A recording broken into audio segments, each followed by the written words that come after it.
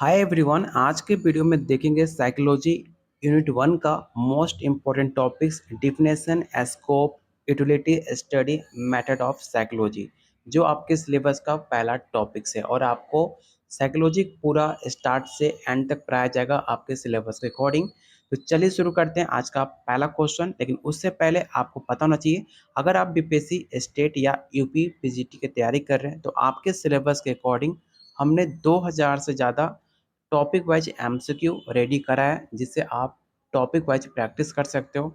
साथ में आपको टॉपिक वाइज थ्योरी, साथ में आपका जो प्रीवियस ईयर क्वेश्चन है और मोस्ट इम्पोर्टेंट एनसीईआरटी क्लास 11-12 का चैप्टर वाइज क्वेश्चन आंसर दिया जा रहा है, जो अभी आपका बीपीएससी टीआरई 3 में 20 से 25 क्वेश्चन पूछे गए थे। ये सारे कंप्लीट नोट्स मिलेंगे आपको सिर्फ 300 में। साथ में आपको प्रॉपर गाइड भी किया जाएगा, कैसे एग्जाम की तैयारी करनी है, किस टॉपिक पर ज़्यादा फोकस करना है। कोई भी डाउट होता है आप मुझसे कांटेक्ट कर सकते हो।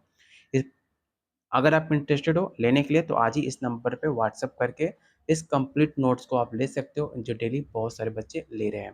तो चलिए शुरू करते हैं आज का पहला क्वेश्चन। पहला क्वेश्चन है, मनोविज्ञान का अर्थ क्या है? तो पहला ऑप्शन है मन का अध्ययन, आत्मा का अध्ययन, व्यवहार और मानसिक प्रक्रियाओं का अध्ययन, या ऑप्शन डी दिमाग का कार्यप्रणाली का अध्ययन।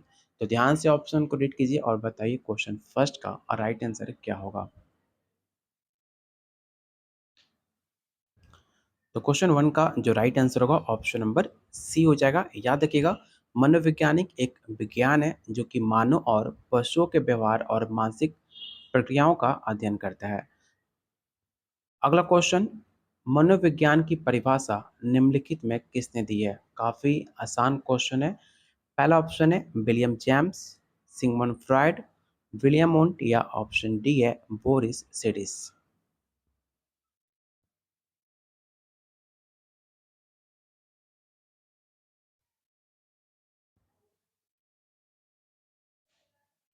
तो क्वेश्चन टू का जो राइट आंसर होगा ऑप्शन सी होगा, विलियम वुंट, जिन्हें मनोविज्ञान का पिता भी कहा जाता है, जिन्होंने वैज्ञानिक रूप में इसे स्थापित किया था। इस पॉइंट को आप याद रखिएगा। अगला क्वेश्चन है, मनोविज्ञान का क्षेत्र क्या है? तो आपके पास चार ऑप्शन है, चारों ऑप्शन को रीड कीजिए और बताइए क्वेश्चन थर्ड का राइट आंसर क्या हो सकता है।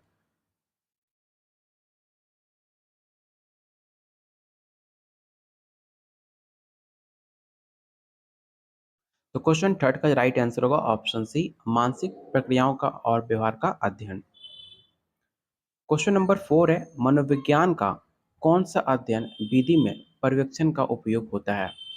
पहला ऑप्शन है नैदानिक विधि, प्रयोगात्मक विधि, अवलोकन विधि, या ऑप्शन डी सर्वेक्षण विधि।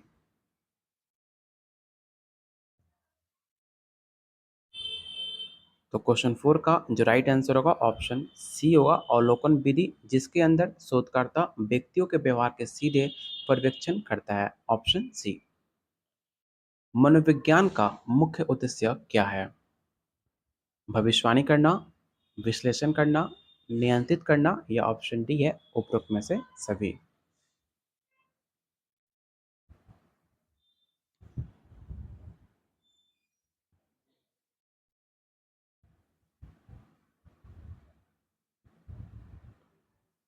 तो क्वेश्चन सिक्स का जो राइट आंसर होगा ऑप्शन नंबर फाइव का ऑप्शन डी होगा, ऑल ऑफ दिस। याद रखिएगा, ऑप्शन डी इसका राइट आंसर होगा। प्रयोगात्मक विधि का मुख्य लाभ क्या है? पर्यवेक्षण की सुविधा, नियंत्रित वातावरण में प्रयोग, समय की बचत, या निष्पक्षता।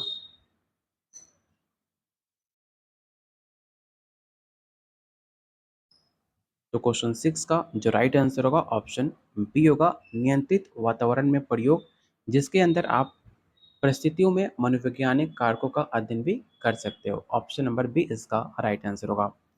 अगला क्वेश्चन, मनोविज्ञान का उपयोग किस क्षेत्र में अधिक होता है? चिकित्सा में, शिक्षा में, व्यापार में, या सभी क्षेत्रों में?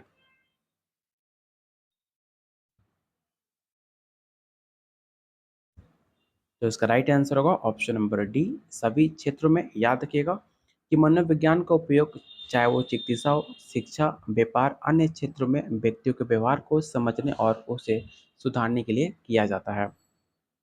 अगला क्वेश्चन है, मनोविज्ञान की कौन सी विधि सबसे प्राचीन मानी जाती है? ये सवाल ऑलरेडी आपके प्रीवियस ईयर क्वेश्चन में पूछे जा चुके हैं, तो आप इसे याद रखिएगा। पहला ऑप्शन है अवलोकन विधि, नैदानिक, आत्मनिरीक्षण या सर्वेक्षण।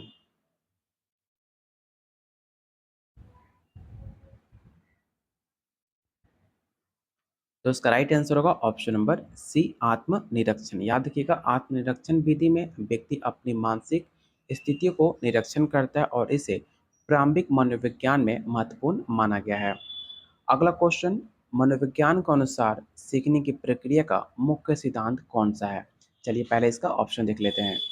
पहला ऑप्शन है पुनरावृत्ति, प्रेरणा, अधिगम या शुद्धिकरण।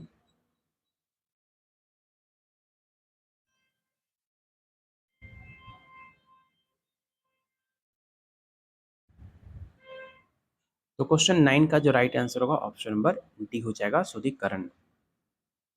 मनोविज्ञान को विज्ञान के रूप में क्यों माना जाता है? आपके पास चार ऑप्शन है, चार ऑप्शन को रीड कीजिए और बताइए क्वेश्चन 10 का राइट आंसर क्या होगा।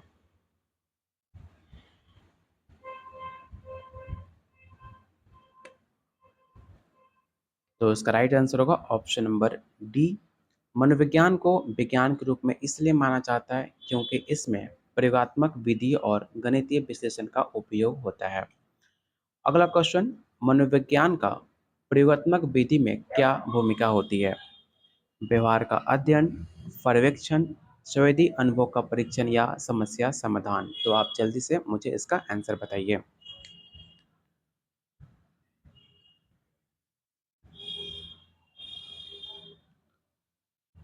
तो क्वेश्चन 11 का जो राइट आंसर होगा ऑप्शन नंबर सी हो जाएगा। मनोविज्ञान में सर्वेक्षण विधि किसके लिए उपयोगी है?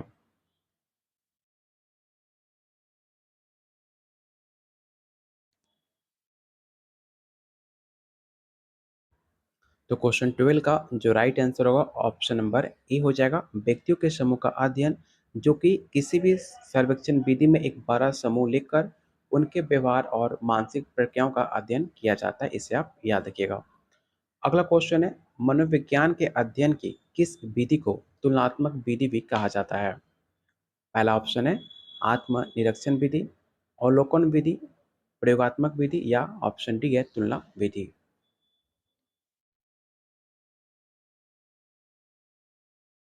तो इसका राइट आंसर होगा ऑप्शन नंबर बी, अवलोकन विधि। अगला क्वेश्चन, मनोविज्ञान का उपयोग शिक्षा के क्षेत्र में किस प्रकार होता है? चलिए इसका पहले ऑप्शन देख लेते हैं। पहला ऑप्शन है केवल शिक्षक के परीक्षण के रूप में, छात्रों की मानसिक समस्याओं के समाधान में, शिक्षण विधियों के विकास में या ऑप्शन डी है उपरोक्त में से सभी। तो इसका राइट आंसर होगा ऑप्शन नंबर डी, उपरोक्त में से सभी। अवलोकन विधि का मुख्य दोष क्या है? तो आप चारों ऑप्शन को रीड कीजिए और बताइए इसका राइट आंसर क्या होगा।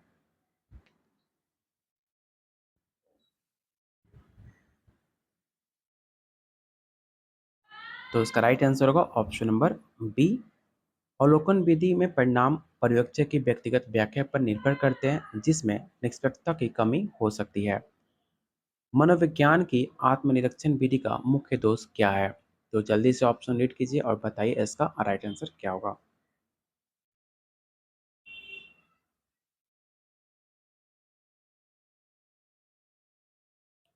तो क्वेश्चन 16 का जो राइट आंसर होगा ऑप्शन नंबर डी हो जाएगा।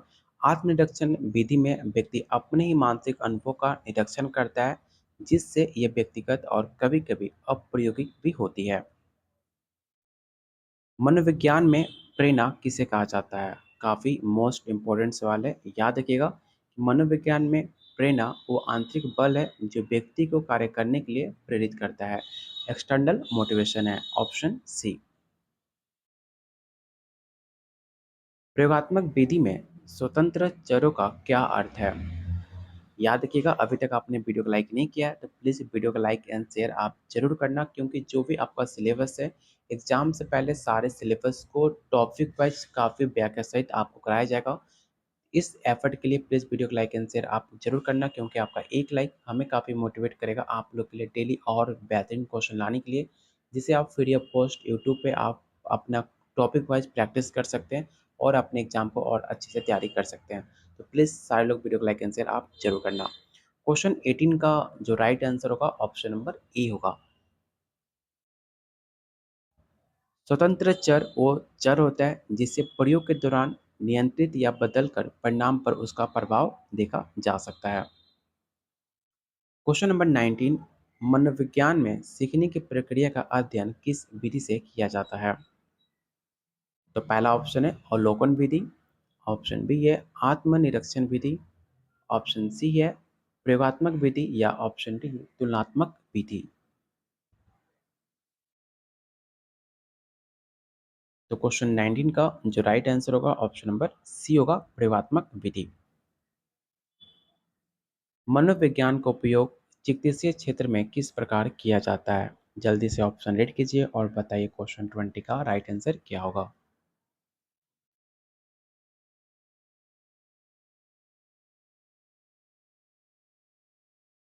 तो क्वेश्चन 20 का जो राइट आंसर होगा ऑप्शन नंबर ए हो जाएगा। सर्वेक्षण विधि का मुख्य उद्देश्य क्या है?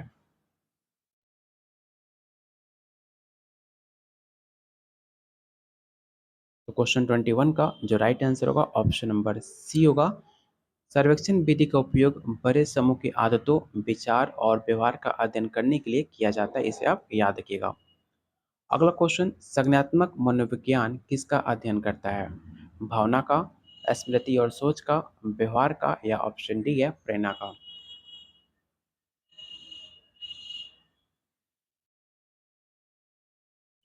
तो इसका राइट आंसर होगा ऑप्शन नंबर बी। संज्ञानात्मक मनोविज्ञान में मानसिक प्रक्रियाओं जैसे कि स्मृति, सोच, समस्या समाधान और निर्णय लेने की अध्ययन पर ध्यान केंद्रित करता है। ऑप्शन बी इसका राइट आंसर होगा। सांख्यिकी विधि का उपयोग मनोविज्ञान में किस लिए किया जाता है?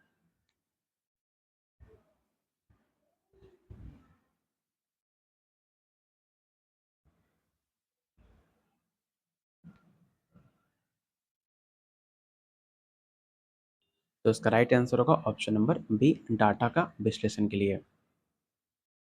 अगला क्वेश्चन काफी आसान और मोस्ट इम्पोर्टेंट है। व्यवहारवाद के जनक किसे माना जाता है? आपने सीटेट, एस्टेट और बीएड में पढ़ा होगा कि व्यवहारवाद के जनक जेबी वाटसन को माना जाता है, जो कि राइट आंसर होगा ऑप्शन नंबर ए। अगला क्वेश्चन है मनोविज्ञान का वैज्ञानिक दृष्टिकोण किस पर आधारित होता है? अवलोकन और प्रयोग पर, आत्मनिरीक्षण पर, आस्था और विश्वास या भावनात्मक अनुभव।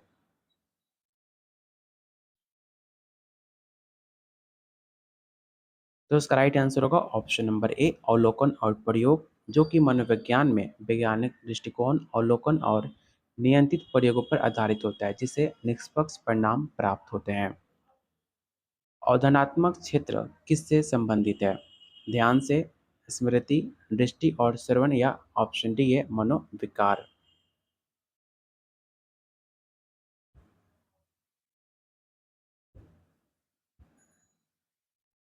तो इसका राइट आंसर होगा ऑप्शन नंबर सी। मनोविज्ञान में आदिगम किसका अध्ययन करता है?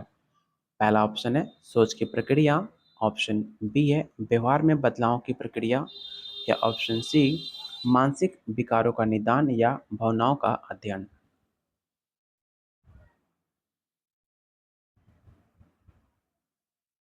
तो क्वेश्चन 27 का जो राइट आंसर होगा ऑप्शन बी होगा। अधिगम वो प्रक्रिया है जिसमें अनुभव या अभ्यास के परिणाम स्वरूप व्यक्ति के व्यवहार में परिवर्तन आता है।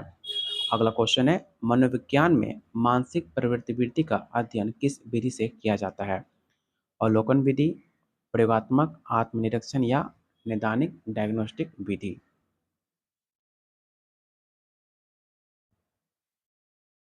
तो इसका राइट आंसर होगा ऑप्शन नंबर सी आत्मनिरीक्षण विधि। अगला क्वेश्चन है मनोविकृति विज्ञान किस क्षेत्र का अध्ययन करता है? सामान्य व्यवहार, असामान्य मानसिक प्रक्रियाएं या शारीरिक प्रक्रियाएं।